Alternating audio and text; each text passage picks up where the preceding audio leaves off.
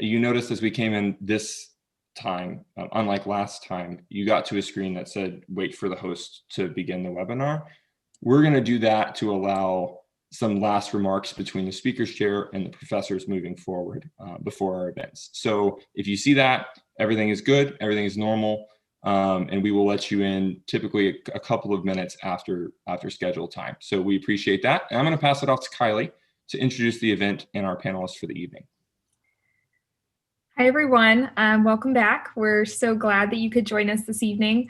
Tonight, we have a debate planned between UT's Professor Levinson and Duke Law's Professor Sachs about the Electoral College and what kind of reforms should or should not be implemented moving forward. I think it's a really relevant topic given this past election season, and I think it's going to be a great debate. So without further ado, I will go ahead and introduce our speakers.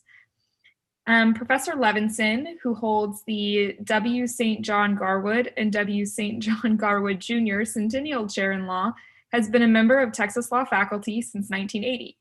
Previously a member of the Department of Politics at Princeton University, he's also a professor in the Department of Government at the University of Texas. Professor Levinson has authored approximately 400 articles, books, reviews, and commentaries in professional and popular journals, and has published 6 books. He has been a visiting faculty member of the Boston University, Georgetown, Harvard, New York University, and Yale Law Schools in the United States, and has taught abroad in numerous academic programs. He's a leading expert in the field of constitutional law. Professor Sachs is a scholar of civil procedure, constitutional law, Anglo-American legal history, and conflict of laws. He joined the Duke Law faculty after practicing in the litigation group of Mayer Brown, LLP in Washington, D.C. Professor Sachs' research focuses on history of procedure and private laws and its implication for current disputes, as well as federal jurisdiction and constitutional interpretation. Professor Sachs clerked for Chief Justice John G. Roberts Jr. during the 2009-2010 Supreme Court term and has clerked for Judge Stephen F. Williams on the U.S. Court of Appeals for the D.C. Circuit from 2007 to 2008 prior to joining Mayer Brown. In 2020, Professor Sachs received the Federalist Society's Joseph Story Award, which recognizes a young academic who has demonstrated an excellence in legal scholarship, teaching, and who has made a significant public impact in a manner that advances the rule of law in a free society. And we are very grateful to have both of them here with us. So without further ado, I will let them go ahead and get started. Professor Levinson, feel free to begin. Thank you. And thanks to Stephen Sachs for being here as well. Let me say 2 things in beginning. First of all, I'm opposed to reform. I want to get rid of it. I think the Electoral College has nothing to be said for it in 2021. It should be excised from the Constitution post haste forthwith. And in a few moments, I'll turn to why that happy state of affairs has not occurred in the last 200 years. The other thing that's very, very important is that our debate has literally nothing to do with constitutional interpretation. We could go down that path, for example, if we wanted to discuss what I think is a regrettable decision by the U.S. Supreme Court just this past summer that held that states could, I believe, contrary to the original notions, and Professor Sachs is an expert on originalism, contrary to what I think was the original notion of the Electoral College, was that electors would indeed be independent agents. They would be what Edmund Burke called trustees rather than delegates. A unanimous opinion of the Supreme Court. Liberals, conservatives, originalists, anti-originalists all swept that aside with quite a degree of insouciance in an opinion written by Elena Kagan, and said, oh no, states can turn electors into simple delegates.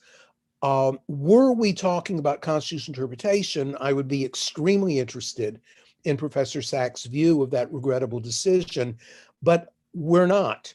We are talking about wisdom, not the original meaning and not how courts today should interpret the Electoral College. I am increasingly interested in my own work in constitutional law in what I call the Constitution of Settlement. That is, the structural aspects of the Constitution that are basically never litigated. The Electoral College is rarely litigated. There are literally a handful of cases at the Supreme Court that touch on the Electoral College. To put it mildly, it's not the 14th Amendment. It is a structural feature of the Constitution that is extraordinarily important, as an extraordinarily unwise. But as I say, what we have to debate about, and I suspect there will be a debate, is the wisdom of the Electoral College. And I want to argue that there is no wisdom to retaining the Electoral College in 2021. Now, let's begin with why the Electoral College is there. I generally do not engage in founder bashing, and I'm not going to do that now. There were good reasons in 1787 for the Electoral College. Two of them really are kind of similar, but analytically separable. One of them is that there was no good reason to believe that ordinary voters in Massachusetts would have the slightest idea of who in North Carolina, Georgia, even New York might necessarily be just the person you would want for president. So it made a great deal of sense to have the ordinary voters, or such voters as there were. Most people obviously couldn't vote. It was white males. And in some cases, it was white males with property. But those people who could vote, there was still no particular reason to think that they would know who the rising stars were in other states. But there was good reason to think they would be aware of local notables who were more plugged into the national political network and whom they could trust to make a decision about who ought to be president and vice president. I don't see anything senseless about that. I think it's a perfectly sound exercise in constitutional design, especially when we come to the second factor, that there were no political parties and no national media. So it's not even the case that a fairly diligent person in Pittsfield, Massachusetts, could, by reading the local newspaper, find out what was going on in Virginia, North Carolina, et cetera, nor were there political parties that could play the all-important role of coordinating. And by recruiting members of the party, one of the things they would say is, we will look for talented people elsewhere, some of whom you've never heard of, but you can trust us that we will pick people who will be in conformity with your general views. There's also a third reason, which is not so defensible and not so admirable. That is, the Electoral College, like the 3/5 clause, is a giveaway to slave states. Because if you had in 1787, is James Wilson from Pennsylvania and a handful of other people advocated direct election, even 1787. If you have direct election, by definition, that means that people who aren't allowed to vote don't count. And that means, except actually in a few northern states, and even I think maybe North Carolina in 1787 with free blacks, but it certainly doesn't include any slaves. But once you have the 3/5 clause, then 3/5 of all enslaved persons unjustifiably count toward representation in the House of Representatives. And then, as I presume all of you know, the electoral vote is the sum of members of the House of Representatives plus your 2 senators. So this helps to explain why, until Abraham Lincoln, president number 16, elected with 39.8% of the popular vote, though a majority of the electoral vote in 1860, he was the first president in American history who was openly anti-slavery. The 2 Adamses undoubtedly weren't fans of slavery, but that's not really what they were notable for or what they made the linchpin of their presidencies. All of the other presidents either owned slaves, including all of the Virginia dynasty, or were Northerners like, say, James Buchanan or Franklin Pierce, who had entered into alliance with Southern Democratic slave owners and who were happy, among other things, to appoint members to the US Supreme Court who would reinforce slavery and the so-called slaveocracy. The US Supreme Court never did anything other than protect slavery in the first 70 years or so. So that is the history of the Electoral College. You do a fast forward. You don't need electors to filter the choice between ordinary people because, for better or worse, we have both political parties, we have national news networks, we now have social media. So if you want to find out what's going on in Missouri or Iowa, Idaho, whatever, far away from where you happen to live, it's not very difficult. All of you know how to do it. So we have national media, we have political parties. That rationale for the Electoral College just no longer exists. Unfortunately, it is still the case that the Electoral College creates a perverse incentive to suppress the vote, because what the elites of a state really care about is not maximizing the vote. It is a mixture of getting enough votes from your own party and then suppressing the votes of those who might vote against you. And in recent years, that has been a very, very real feature of the way our elections are conducted.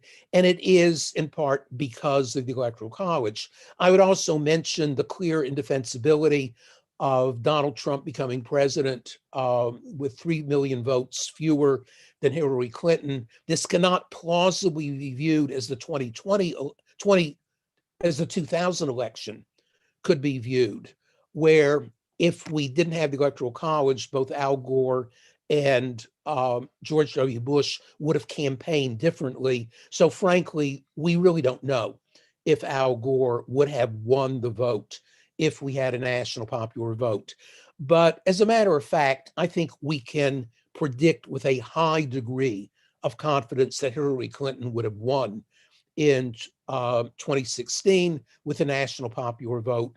And there is no reason whatsoever to believe that Donald Trump would have won this year if we had a national popular vote, though he came perilously close to getting reelected anyway because of a relative handful of votes in a few states.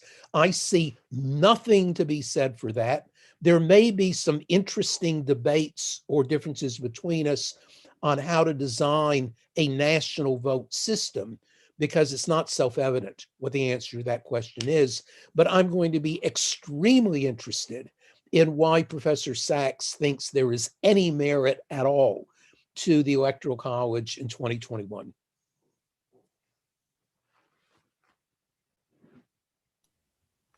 So thank you very much to the student leaders of the FedSoc chapter and to Professor Levinson for that invitation. And thank you to all of you for coming to hear us. My argument is indeed that this is the Electoral College's finest hour. The Electoral College was not designed for the 2020 election, but it did serve us well in the 2020 election. The past 5 years or so have been something of a stress test.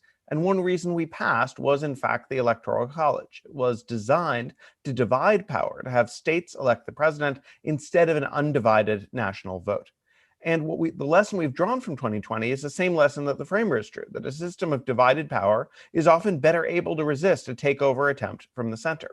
Compared to a single nationwide vote administered by the national government, the Electoral College system is better able to produce electoral answers and to reflect our partly federal, partly national system of government. Now, I want to start off by agreeing with Professor Levinson. When I say the Electoral College, I mean something modern. I mean the system that we have set up following the Constitution's rules that uses popular elections, state by state, that are mostly winner take all. That is not the framers' Electoral College. Their college was not popular. It was supposed to deliberate and discuss candidates. It wasn't winner take all. They didn't foresee political parties and unified tickets, but it was state by state. And that's the main thing we should remember about the Electoral College. It's a system of choosing the president by states. So why would you want to choose the president by states? Well, in my view, a nationwide vote would bring with it four major costs: nationwide recounts, nationwide fraud worries, nationwide administration, and nationwide splinter parties. Let's start with the recounts. The past two elections have not been all that terribly close in terms of popular vote. But before 2020, we had only two elections where the Electoral College vote was seriously contested: Hayes-Tilden in 1876 and Bush-Gore in 2000. By contrast, we've had 6 elections where the popular vote was within 1%. In 1880, Garfield beat Hancock by 1,800 votes across the entire country, a margin of 0.09%. Now, I defy anyone who lived through the experience of Florida 2000, or even just the last few months, to hear that number without a shudder. If we had had a 1% margin in 2020, let alone a 0.09% margin in 2020, we would have needed a recount at every single polling place in the country. And every single undercounted or overcounted vote would have affected somebody's total. And every allegation of an undercounted or overcounted vote would have affected perceptions of somebody's total. And it's just not that hard to pick up or to suppress or to allegedly pick up or suppress that many votes across the entire nation. And that's one reason why many large democracies, not with only really a few exceptions, use indirect or districted elections to choose their chief executive, because those limit the recounts to particular regions or districts. That brings us to the nationwide fraud worries. So the Electoral College doesn't stop fraud, much less allegations of fraud, but it does cauterize fraud. It limits the incentive for fraud to the places where it's hardest to conceal, and it limits the allegations of fraud to the places where they're easiest to refute. So in a deep blue state like Illinois or a deep red state like Alabama, it just doesn't make a lot of sense to try and manipulate the presidential vote. Maybe you want to manipulate things for Congress or something, but you're going to win by 20 or 30%. It just doesn't matter. It's the same number of electoral votes no matter what. The places where it matters are the purple states, where things could go either way. And precisely those are the purple states. So you'll have more officials from the losing party who are looking over your shoulder to see if anything is going wrong. That makes it less likely that some county election official somewhere can manipulate a vote that's going to affect the entire country. It also makes it easier to dispel false claims of fraud. So as bad as the last election was, think what would have happened if the allegations of fraud had been focused on states like California or Illinois, with no major Republican statewide officials like Governor Ducey or Governor Kemp or Secretary Raffensperger who could tamp down the hype. This year, if you look beyond the yahoos in Congress, the vast majority of GOP elites, from judges on down, ignored the president's false claims of fraud, in part because they could be reassured by co-partisans who had no incentive to lie. But in a nationwide vote, the fake votes could come from anywhere, including places with no officials whom outsiders would trust. And then you might see not just cynical play acting in Congress, but actual party-wide attempts to undermine a reverse election. Now, one way to stop that kind of fraud is by saying, well, instead of having state election officials do it, let's bring in some national election officials. But that too opens serious doors to manipulation. The best thing about the state-run elections is that the president can't fire the people running them. If you were worried about the Commerce Department running the census, just wait until the election department runs the election. A nationwide vote also means a nationwide definition of who can vote, which freezes the franchise in place. So for a number of years after the founding, New Jersey allowed women to vote, which is something it never could have done if all of the states had to agree on who could vote, as would have been the case in a popular vote system. Today, if states want to drop the voting age to 16, which I think is a terrible idea, or if they want to drop the voting age to 0 and let parents cast their children's votes, which I think is an excellent idea, they can just go ahead and do it. They don't have to ask anyone. It's their electoral votes. They get to allocate them. Maine can use a ranked choice voting system where you list your first choice, then your second choice, and so on, and it can just do it without asking permission because it's only allocating its own votes. Whereas if it were part of a nationwide popular system, those aren't real popular votes, and so it wouldn't be possible for them to adopt it. It would have to be all or nothing, and states couldn't go their own way. Finally, a nationwide system allows for nationwide splinter parties. So winner-take-all elections, state by state, to some extent encourage a two-party system because no one wants to throw their vote away. And that means the parties, to a little extent, have to be big tents to avoid losing voters to the other side. In our system, to get electoral votes, you actually need to win somewhere. That at least encourages parties that can govern and succeed at governance, though it doesn't guarantee it, instead of just sitting out of power and collecting protest votes. But a pure nationwide popular vote gives the parties much less incentive to moderate. If you can get elected with 34% of the vote, so long as you're more than the other guy, or you can get into the runoff with 34%, so long as you're more than the other guy, that encourages much more dispersion in political parties. And if you think extremism in politics is already a problem, then the current system may be your friend. So those are the benefits that I see to the Electoral College in the modern day. What are the costs? So I agree with Professor Levinson that the Electoral College system is slightly anti-democratic. Sometimes the candidate with 46% beats the candidate with 48%. Not all that often, but sometimes. But that sort of thing can happen in any indirect or districted election. So Justin Trudeau in Canada was re-elected with fewer votes for his party than for his opponent's party, but we don't think of Canada as having a democracy deficit. This is something governments do all the time. When it comes to city councils, we all understand why small interests will have more votes in a district election as opposed to an at-large election when they simply lose. Or when diplomats are drawing up a power-sharing agreement for Bosnia, they don't just sort of draw a line around on Bosnia on the map and say everyone gets one vote, good luck. Instead, they put in lots of checks and balances so that the defined interest can't overpower the others, and 51% of the votes doesn't turn into 100% of the power. Now, the US is not Bosnia, thank goodness, but we also aren't just one big national government. We have lots of little democracies that combine into one big super mega democracy, reflecting the fact that we are a very large and diverse country. And if you were creating something roughly the size of the European Union, you might not pick the executive through continental popular vote, because you might want the individual democracies as democracies with their own policies and their own tendencies to have some influence, even if that means the smaller numbers sometimes win out.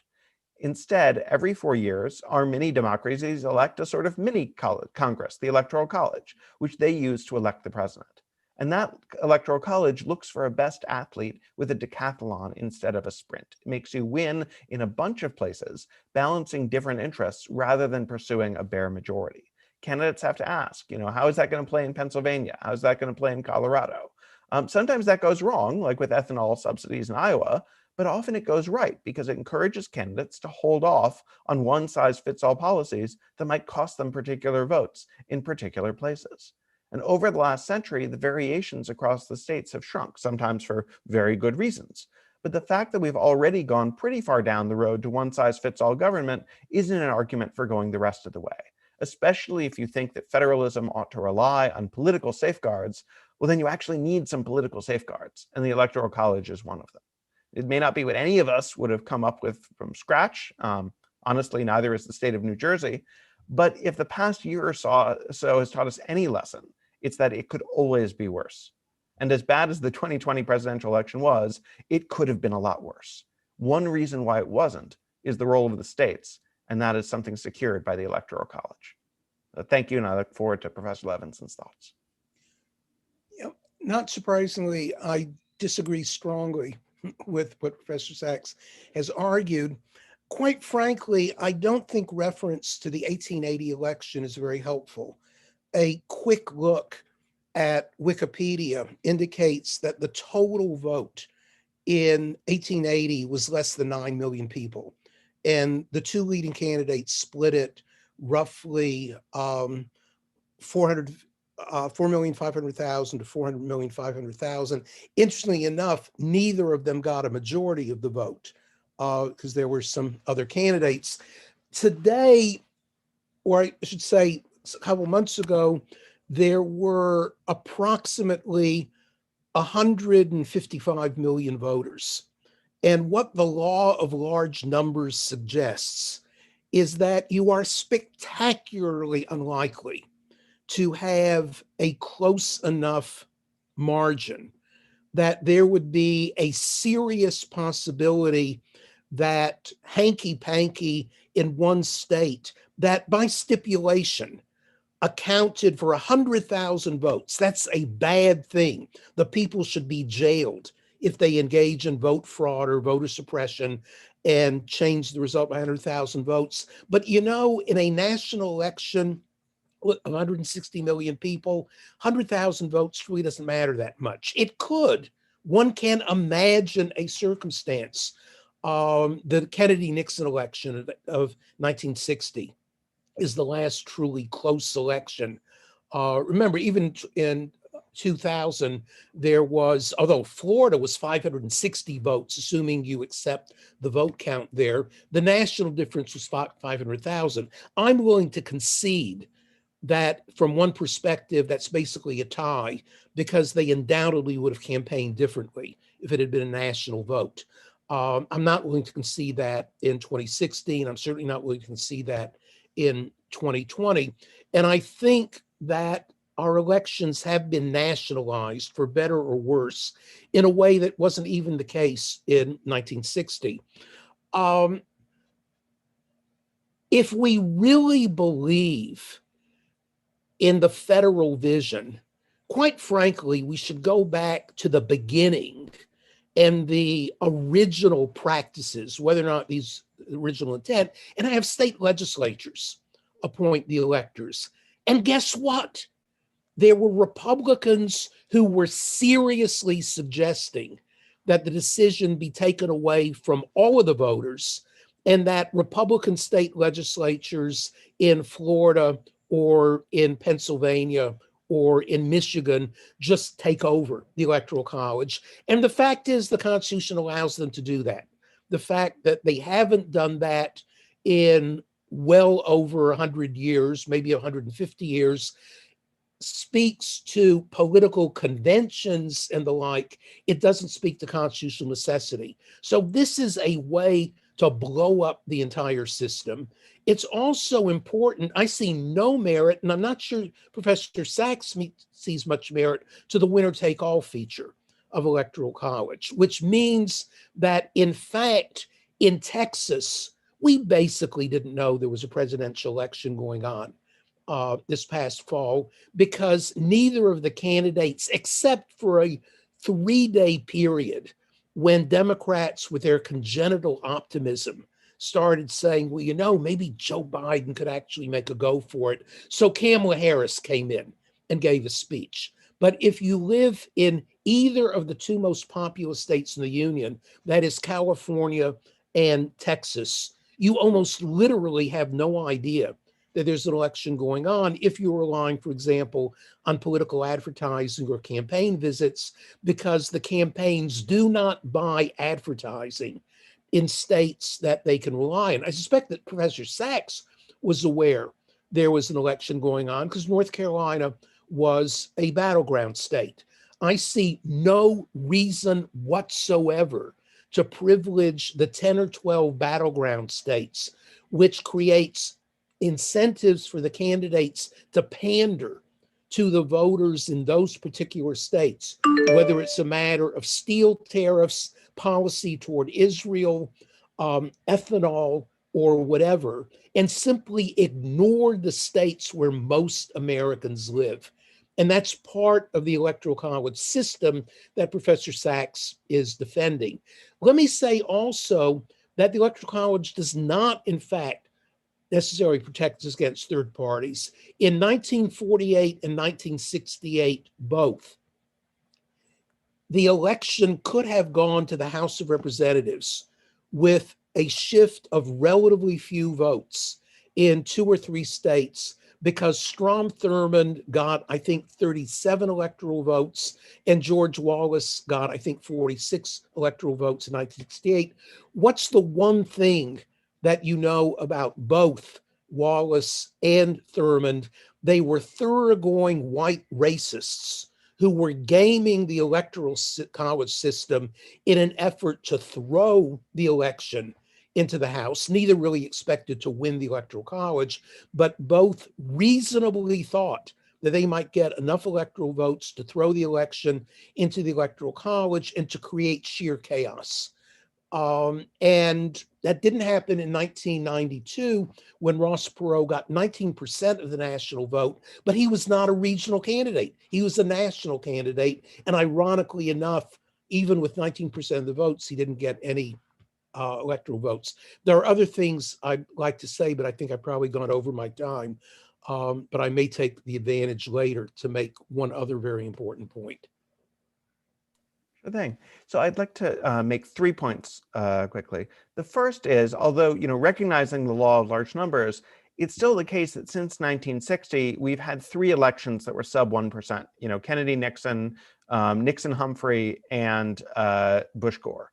And so the and again, had they campaigned differently, we might have seen very different answers. I mean, probably Trump in 2016 would not have been within shooting distance of Clinton nationally, but we don't really know how many, California Republicans would stack up against how many Texas Democrats. It's hard to see how the system would operate in the long term. And the one thing that we can say is that when the numbers do get very close, the dangers from a nationwide recount are much more extensive. The degree of distrust that can occur in the system, which we have seen recently because we no longer had actors committed to maintaining trust in the system. It's very easy to destroy and very hard to rebuild. And I see the Electoral College, and in particular, the winner-take-all feature of the Electoral College, as one important guardrail against that, because it makes the contests only occur in the purple states. The second point deals with the question of whether your vote doesn't count. So it's true that if you're in Texas and you're voting Democrat, you're probably not going to get any electoral votes, whereas North Carolina is more of a purple state. But North Carolina didn't used to be a purple state. There were years when it was a blue state, and then there were years when it was a red state. Now it's kind of sort of purple. It's not like we pick a bunch of swing states out of a hat, label them swing states, and then just let them choose the president. The places that are the swing states are the places that are already evenly divided, and that changes a lot from year to year. My vote is no more thrown away if I vote for a Senate candidate who loses. It still affects who that candidate is and affects who the party chooses to run. And in the same way, Joe Biden probably was the nominee in part because they thought that he might win Pennsylvania, whereas other people might not. So the parties adapt to the existence of the Electoral College and the winner-take-all feature, and that means that the election is indeed more competitive in all sorts of states. And the only places where it's not competitive is where the states, in fact, have a clear majority for one side or the other. It's no more, no different than being in a particular congressional district. And the advantage of states is that they can't be gerrymandered. Finally, on the question of whether the Electoral College would encourage third parties, one thing that we have seen is, there's generally a lack of a long-term regional party, at least for a very long time. We had brief sort of eruptions, but, since the Civil War, really haven't had regional parties that lasted for any period of time, even before then. And in general, we haven't had third parties that lasted for very long either. Both of those, I think, are consequences of the winner-take-all system and the need for a majority in the Electoral College. Elections haven't gone to the House, and if they did, the third party would almost never win them. You really wouldn't have much of a shot. Whereas if you have a system where, even with runoffs, it's very easy for the National Front in France or for other third parties in Germany and elsewhere to have immense electoral influence because they are all competing for the same popular votes. And if you get 34% of the vote and there are 2 other parties, you might win. The amount of agreement that you have to have in order to win the whole shebang may in fact be much higher under an electoral college system than it would be under a raw popular vote. Thank you.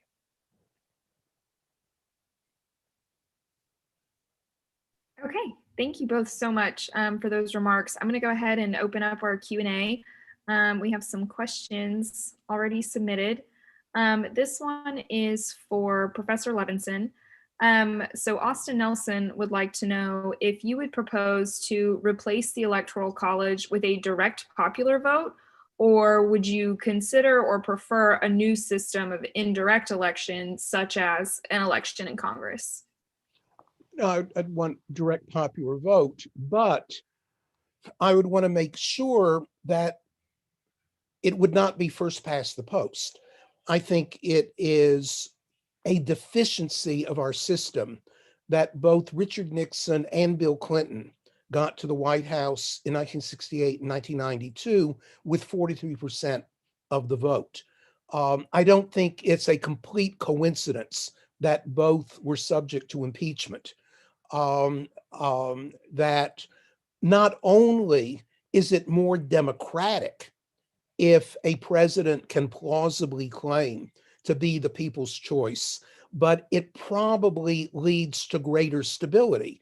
I think there are many reasons to impeach Donald Trump, but it didn't help him that he had lost the popular vote. Everybody knew he had lost the popular vote. And the legitimacy of his presidency was somewhat fragile. But I would strongly support something like the alternative transferable vote. There are problems with runoff systems.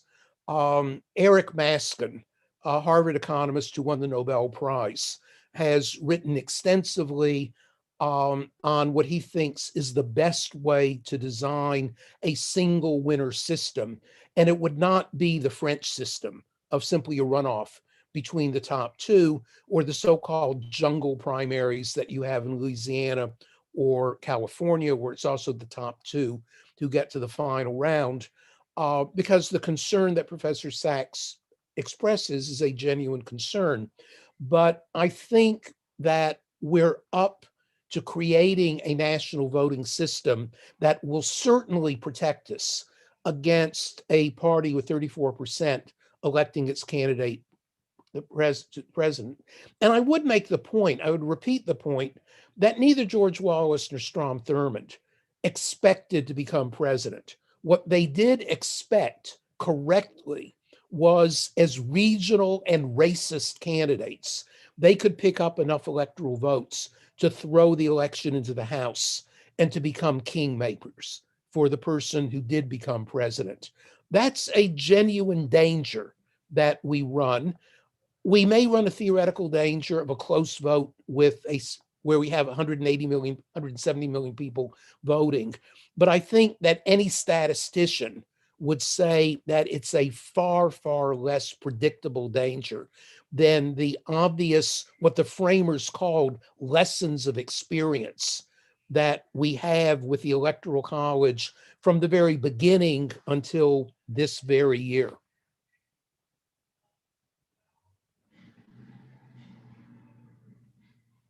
Thank you. This next question is for Professor Sachs. So earlier, when you referenced the Electoral College preventing a hostile takeover from the center, could you elaborate on what you meant by that? And in light of polarization and increasing feeling that there really is no place for independence in our political system, can you justify why that's a reason to keep it? Sure. So my point is not that it prevents a hostile takeover from the center in the terms of the political center, sort of centrism. It's that it prevents a hostile takeover from Washington, D.C. It makes it very hard for whoever is currently in power to stay in power by manipulating election administration, because it farms out the elections to the states and lets them do their own thing. And so, the fact that you hold the federal government's reins really doesn't help you as much as it could in a nationwide popular vote system. With regard to sort of independence and the established parties, I tend to like the two-party system. I think that it actually does some good work in channeling issues, in ways that promote solid governance. I think it's very hard for multi-party systems to govern effectively, as we've seen in other countries. And I think that the Electoral College in some ways helps that along. There can be occasional, situations where they try and get the election to the House, but those are relatively rare. And in general, it promotes a two-party system. I agree with Professor Levinson in terms of, I like the idea of various ranked choice votings. If we could always pick a Condorcet winner, that would be great. But it's very hard to guarantee that that's the case. We don't know of any other, very large democracy that uses, ranked choice or single transferable votes, at least that I'm aware of, to pick its chief executive. And so, the fact that there are desires for, very different political outcomes, that you have a lot of folks who would like things that the two-party system, doesn't have, is just a reflection that we've got a whole lot of people in a very diverse country, and it's really hard to hammer out agreements. The folks who were voting for Wallace and Thurmond sort of would have been kingmakers, at least to some extent, regardless, even in a popular vote system. And every group in America, no matter what you think of it, is going to have its electoral influence. And so the question is, what's the best mechanism for channeling that popular influence into policy, or somehow having people hash out compromises? And I think that the two-party system is reasonably good at doing that. We have another question. This is directed for both professors. So you both discussed differences in campaign strategy as a result of the modern electoral college as it stands. Can you speak to how we might better get more uniform campaigning across the country, short of eliminating the electoral college or shuffling the entire population? And this question was from Mike. So one proposal that would produce more campaigning across the country is to have the different states not do things by winner take all, instead use something like the Nebraska or Maine system, where they allocate electoral votes by congressional district, and then the two senators go to the statewide winner or something like that. That would produce more campaigning across the entire country. I'm not sure that would necessarily be a plus. Partly that's because congressional districts can be gerrymandered, also, which state lines really can't. Also, it does undermine the feature of the system that you have less pressure for suppressing the vote in states where the statewide officials are all of one party, because there you know who's going to win anyway. It's conceivable that you would have statewide officials try and reduce the number of electoral votes that you pick up in a particular area that's controlled by the other party, or something like that. But I don't have a strong objection to such a system, but I don't think it has quite all the benefits that the electoral college system does. And honestly, I'm just not that worried about the lack of nationwide campaigning, because the system is, at a general and sort of abstract level, quite responsive to shifts in national public opinion. I mean, the reason why North Carolina, the reason why Virginia is a purple state and now even a blue state, and wasn't not very long ago, is because people's views shifted, and that's a result of nationwide trends, not because the parties were campaigning that heavily in Virginia. They followed the shift in opinion rather than commencing it. So I'm not too worried that the barrage of television ads and mailers only goes to a few states. Maybe they're just taking one for the team and saving the rest of us. Yeah, but we both agree that it is a terrible idea to allocate electoral votes by congressional district. This would simply further the problems of gerrymandering. There are other proposals, just do it by straight percentage. Given that the Supreme Court has now solemnly declared that there is no point to having electors because they can't exercise independent judgment, you don't need human electors. You could simply say, okay, what's the percentage? It is 53-47 or whatever it is, and you assign the 20 electoral votes or whatever it is along that line and add them up. I'd be opposed to that because I want to get rid of the electoral college entirely, but it would be one way of getting rid of the winner-take-all feature.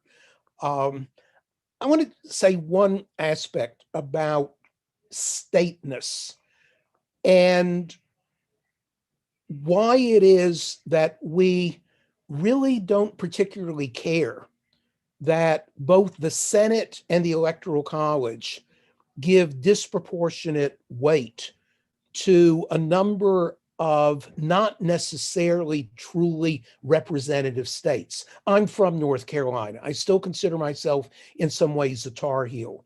But North Carolina is not New York, it's not California, it's not Texas. And the way the current system works, there is a much greater incentive to pander to North Carolina, even as a purple state, than there is to these other states. I suspect that most of the people listening to us this evening would describe themselves as skeptical about affirmative action.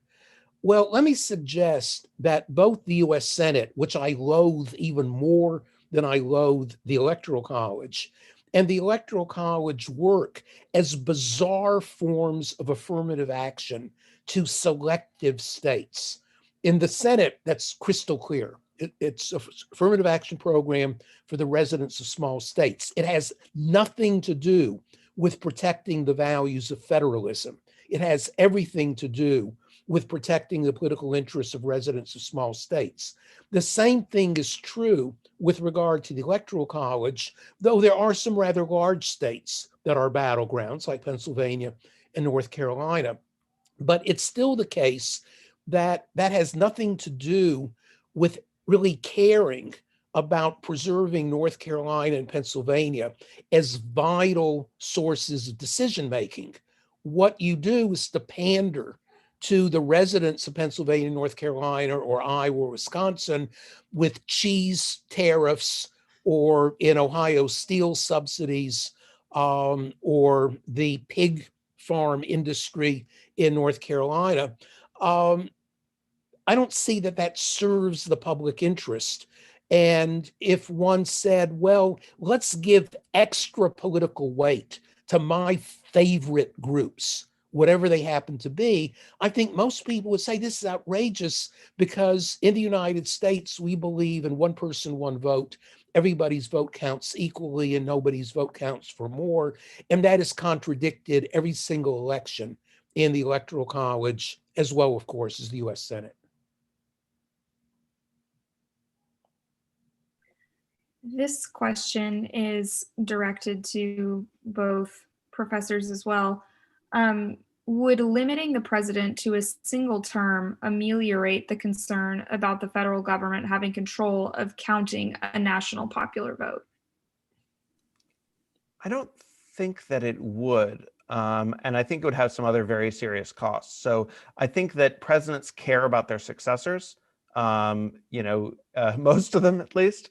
And so they, would want their party to remain in power, even if they weren't going to be there. So I think that you would still see, roughly the same amount of influence. The second thing is that it would carry serious costs because, as a lot of people have noted, once we limit the president to 2 terms, the second term, they're a lame duck from day one. And their political power is sort of on a ticking clock diminishing over time. If the president were limited to a single term, that would start much earlier. And I think, to the extent that the 2024 election is already underway, that would definitely be happening if President Biden were limited to a single term. And so I think that there are other reasons why that would be a much worse policy. I actually think it's a very, very interesting question. There are certainly times when I think we'd be much better off if we had presidents elected for single 6-year terms, so long as you could fire a president after 2 years, say, through a vote of no confidence or even through a national recall election. I think that Professor Sachs is referring to what used to be the conventional wisdom among political scientists, and I think may no longer be the case. That is to say, for better and distinctly for worse. As he says, the campaign for the next election begins almost literally the day after the earlier election. The vaunted difference between first terms and second terms does not, in fact, seem to be so extensive as it once was.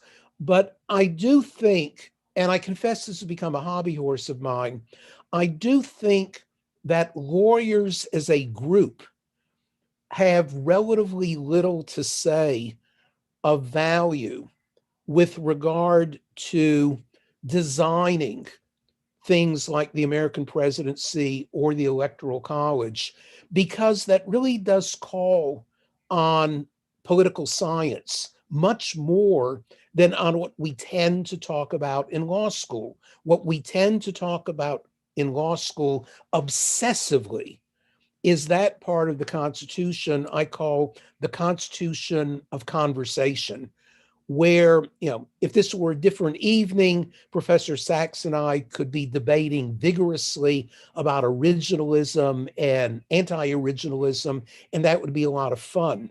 But the real point is that there are no relevant cases about the best way to design the presidency or the best way to elect presidents. And lawyers, therefore, receive no relevant training in how to approach this. And let me tell you, nothing the Supreme Court has said about these issues is worth taking seriously, because they often literally don't know what they're talking about. I'd be interested if Professor Sachs strongly disagrees with that last statement. So I would certainly, I would agree with your opinion of Chiafalo. I think it was the decision that states can bind electors, I think, is unanimously wrong. I don't know where they're coming from with that. And I also would agree that these are not topics that lawyers have any special insight on. Whether a 6-year term would work better than a 4-year term is not, we can read the paper and see that it says 4, but, and we have some experience in institutional design. Sometimes we'll think of problems and loopholes that, other people may or may not have thought of just because of our training in doing that.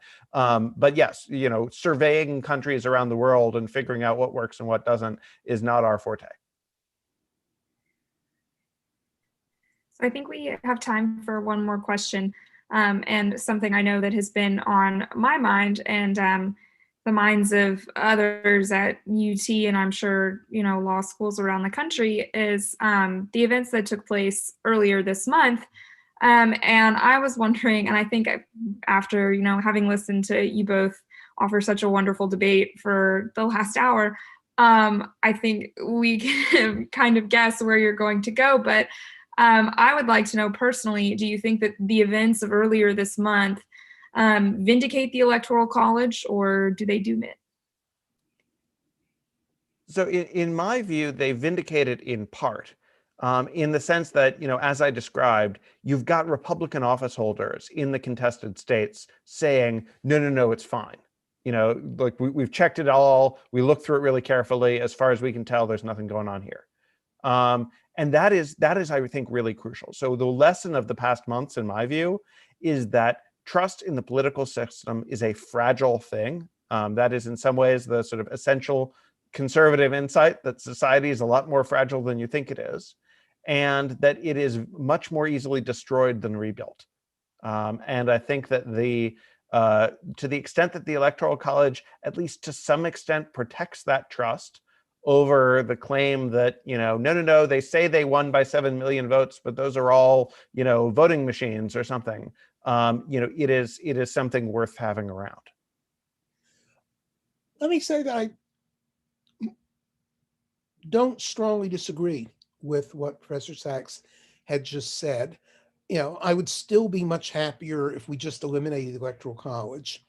But I do think that it was crucially important that the Republican officials of Georgia stood firm behind the law rather than submitting to the thuggery of Donald Trump and his associates. The problem with being too confident is Ted Cruz and Josh Hawley in the Senate and a majority of the Republicans in the House who do not share my view and Professor Sachs' view that actually the vote was a fair vote. And part of the evidence that it was a fair vote was that Republican election officials conceded that Democrats won the relevant states, particularly Georgia and Arizona. We have Republican governors in both. That was very important. It was very important that Donald Trump got nowhere in the federal judiciary, and that one of the strongest opinions denouncing one of his lawsuits was written by one of his own appointees. That's all a plus. But then one has to explain why Ted Cruz, whom I am delighted to say was educated at Harvard and not at the University of Texas, one would have to explain why Senator Cruz and Senator Hawley, Representative McCarthy, and a majority of the House Republicans refused to accept what Professor Sachs, to his great credit, accepts and is correct in doing so. And so, insofar as the Electoral College is supposed to provide the stability that he rightly wants, then one has to explain why it didn't, and why the Capitol was invaded by a mob encouraged by the President of the United States and more supported than not by Ted Cruz and Josh Hawley and a whole bunch of other Republican officials.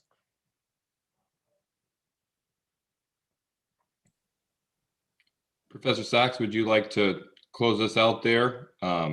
If not. No, only to say that you know, I think that this is a time when we should be thankful that folks of different opinions can come together and break bread and discuss. And I really appreciate Professor Levinson's presence here, and I really appreciate your having us. Absolutely. Yeah. Well, I just dropped, I know that Professor Levinson indicated, I think he was referring to the Judge Bibas opinion, Professor. Is that the Third Circuit? The Third Circuit. I dropped that one in the chat if anybody wants to take a look at that.